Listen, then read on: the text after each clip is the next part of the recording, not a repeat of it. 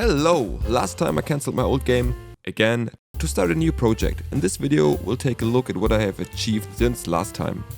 Okay, let's take a look. First I added localization to my game. I added it quite early to not update a shitload of UI elements at the same time. Because I know this will surprise you, not a native speaker.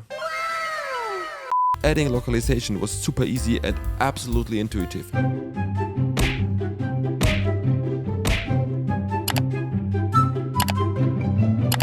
2,000 years later.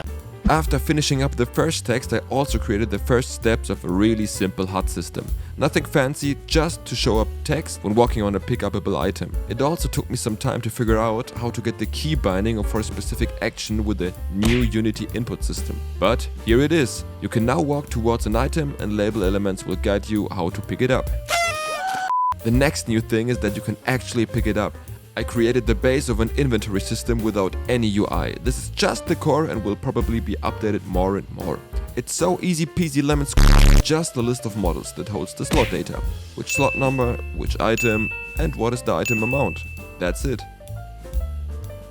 I also created a health system, so I can just attach this super cool interface to any object and boom, health. Boom.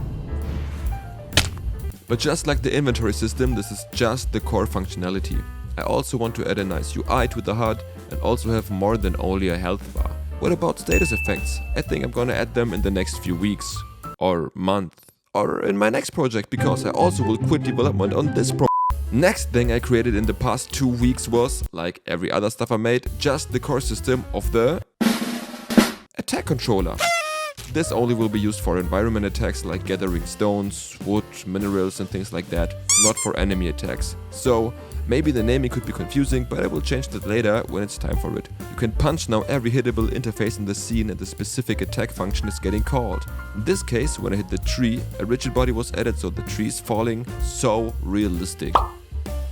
Next time we're creating the UI for the systems we made in this video. If you don't want to miss it, please subscribe to the channel and we will see us next time.